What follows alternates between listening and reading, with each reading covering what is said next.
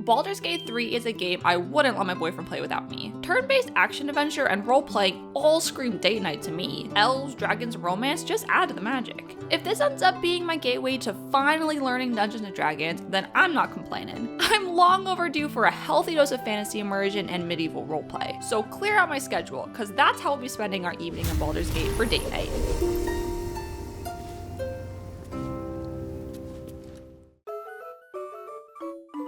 I've never played Dungeons & Dragons, but thank God I've played Divinity. Finally sitting down to play Baldur's Gate 3 was kinda overwhelming, but also very exciting. Most of my experience with Larian Studios is with Divinity Original Sin 2, which the two of us have played to death, so I had some high expectations. Baldur's Gate 3 has plenty of similarities, but also plenty of differences, so it took a little bit of adjusting to get the hang of things. Oh my god, that's why we're in turn-based mode. What's basically tradition by now, the first evening of playing was spent almost exclusively in character creation, aka the boyfriend waiting game. There are so many little details to comb through and go over that it was never gonna be something that I could do just real quick. There are races and sub-races and classes and backgrounds. My hair alone took me at least half an hour to settle something I like. So he was in it for the long haul. Well, now my character's done, so I gotta wait for you. It was all the more painful for him when we finally got through our characters, and then the realization hit him that I was gonna take just as long designing my guardian too. Do I do purple to green to match my eyes, or do I just do purple to purple? Purple to purple. Okay. That's amazing. Okay. Is it time to venture forth? Almost. As with every strategy game we play, he frets over every single point spent, skill learned, and equipment worn. Meanwhile, I'm happy to just experiment and try weird things till I find something that not only works, but works well. It vexes me to know of you. You're so funny. So while he is busy reading all the fine print and tooltips, I'm off running around to see what kind of trouble I can get into. Fire button. There you go. And you can like just wear whatever. But then you're still like, it's just like armor visibility. So this is what I wear at camp. Yeah. And you can change that outfit just with whatever as well. I look like Shakespeare in the park. Half the time the two of us go running in opposite directions and we don't find our way back together until one of us stumbles into a fight. Usually the other person's job is to come and help bail him out of trouble. The only problem is we're still learning how to play, so it's not exactly a walk in the park for me to roll up and bail him out when he's in a bind. I don't even know what half my attacks do yet, so we probably should just try sticking together. I don't know. So that's the fight we're in? Let me come to you. So I'm like sneaking. So Gale went this way. How'd you get there? Stand back. Did you like leave? Bunch of shit happened. I was in the blighted village. Because I was still talking. My baby. You can tell time! Yeah, I'll go feed him while you find me. Okay. I'm a little too used to having strategies upon strategies to play with, and admittedly, it's a little awkward having to build new ones from scratch. Usually he's got it all figured out for the both of us, and I'm in charge of role-playing. So this is all around Uncharted territory. Like, what does he mean he doesn't know which weapons I should wear or skills I should use? I guess he hasn't passively absorbed enough information yet. I'll think twice the next time I get on him for scrolling through Reddit or the wiki before bed. You're more cunning than you look. I thought we had a fight on our hands. Beautiful. Uh-oh. You okay there? Can you walk away from it? Or jump? What?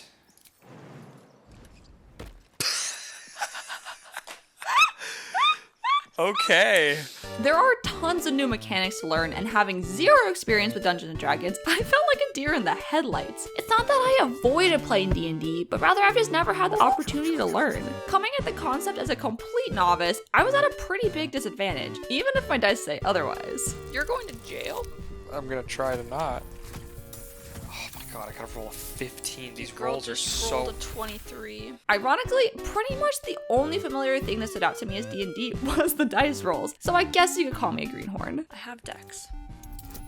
Yeah, I have dex. Look at this. 1d4 guide is +1 jack of all trades +3 dex. Oh my goodness. And I only have to roll 10. I don't know +1d4. But I really just have to roll a 6. And I rolled a 20. Look at this! I had a critical Look at success. this I photograph. wiggled away from his knife.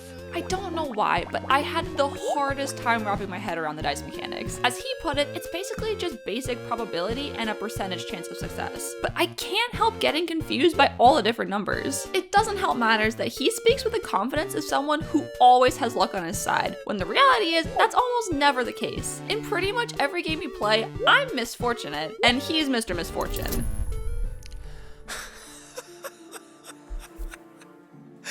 I have to roll a 20. Holy shit.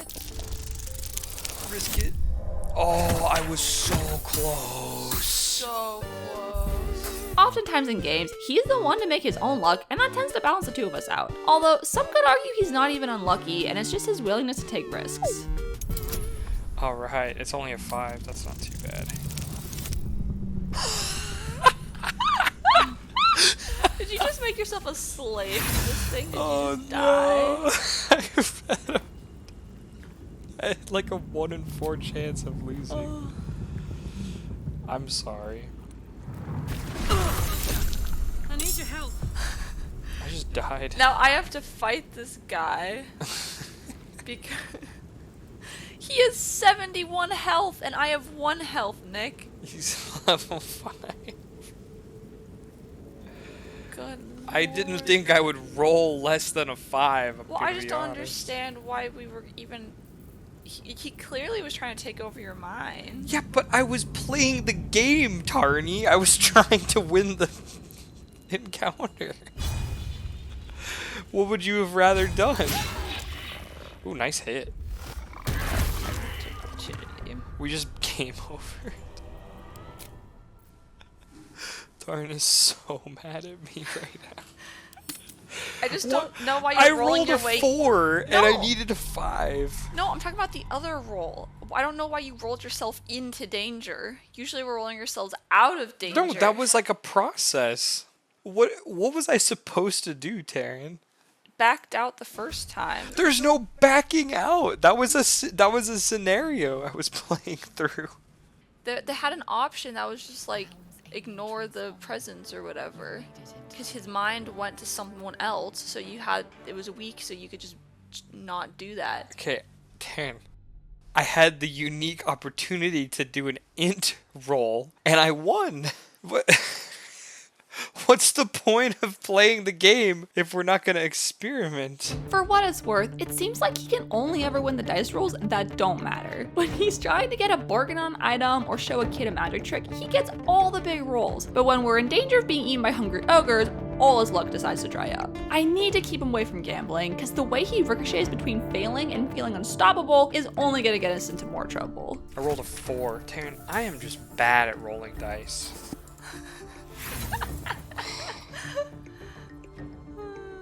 I don't even know if it's worth rolling again. I mean, I may as well, right? I rolled a 20. Taryn, I'm so good at rolling dice. Critical success. Not even just a success, Taryn. Like a crit success. In combat, there are specific actions you can spend. This is where I kept messing things up. Between main actions, bonus actions, and spells, I was cantripping my way over my own 2 feet. I'd always waste my action and then get annoyed because I'd have to wait another turn in order to do something. What the hell? Oh no. That's not what I was... I don't know how to click out of spells. You right click. No, it does it anyway. I don't know what to tell you then. I don't have any... You got this goblin. Movement is a separate action, which is nice, and I actually have come to appreciate the system more now that I have a better understanding. But man, was I getting salty the first day we played, and I kept whiffing hits. So, I should have a good shot at this guy missing me. I died. It did not go very well. Spell slots don't recover during or after a fight, but instead need to be regained by resting. It was kind of crazy because we've got these tadpoles on our head that will allegedly kill us in 7 days, but rest assured, we've camped for the night a whole lot more times than 7. That was like a surprisingly dicey encounter compared to last time. Well, last time we had Karlak, who could just stand in the middle and just take every And hit. tank everything? Yeah, that's true. Do we need a short rest or a long rest? I only used like a little bit of my stuff. Then I I think will a do- short rest is in order. Initially, we were worried that resting was racing us towards our doom, because that would be very on brand for Larian, but as it turns out, we were afraid of the dark for nothing. Ironically, our combat encounters improved tenfold after giving it a rest. What the hell? I just Do you see? blew up a fire. Hold on, Look I'm at gonna my die. cutscene. Hold on, I know it's funny, but hold on a sec. I was trying to loot the barrel and I accidentally hit it with my fire sword. This was the normal cutscene, right? And then the entire background just blew up. Exploded.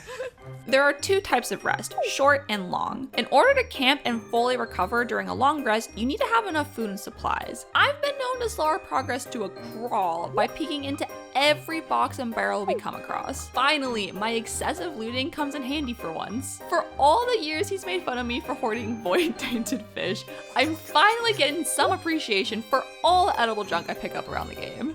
You can tell Taryn was here already because everything's looted. Camp is where a lot of story stuff and character interaction happens. You and Gale. She's a little jealous I was talking to Gale. Ooh. The characters are so good, and I really got to like them the more time we spent at camp. It's cool how we each play through our own story beats because it feels more personal and there's fun things to share after each night. I thought my story was pretty cool, but I got really jealous when I looked over and saw him petting a talking cat with wings. Does that cat have wings? Yeah. Aww. I have my biases towards certain companions, and he has his own. It's always funny to me when we split up and he finds his way back to me with a new face and acts like everything is normal. They took you. Just the same as me. That's why you ask first, hold a knife to my neck later. I was ready to decorate the ground with your innards. Something he somehow still hasn't picked up on after playing games with me is how to quick save often and frequently. Okay, do I not look like Rapunzel right now? You do look very elegant. You never know when I'm gonna stumble into the wrong crowd or say the wrong thing and start a fight. My lady has the sassiest looks. Look at her face right now. She's like, I love "You it ain't when she doing like crosses shit." her arms. Yes. Engaging with the complex combat mechanics are fun and all, but I'd be lying if I said I didn't find it equally fun kicking enemies into chasms for the easy instant kill. This is like the death fog barreled all over again, but without the mess. If you know, you know. He may gripe that we can't get the loot if I kill him that way, but at least he doesn't have to play undead in this one to avoid getting caught in the girlfriend crossfire. Besides, even the most min-maxy player has to crack a smile watching me boot monsters twice our level off the edge of a cliff. With what you just used. Like, look at this. Look at that. Oh my god, it just went Hit right into the chasm. into the chasm. Okay. Can't even catch my breath. I'm gonna do the same shit here. Watch. So I'll kill this one. And then this little one, I'm just gonna... Later. Later. Oh my god. That was so dicey, Taryn. So dicey. After sinking a week into this game, I can tell we've barely scratched the surface. I can already tell that this won't be our only playthrough, and that's fine by me because I'm having a great time. I might not fully know what's going on, but I'm sure I'll figure it out somewhere in the next 30 hours.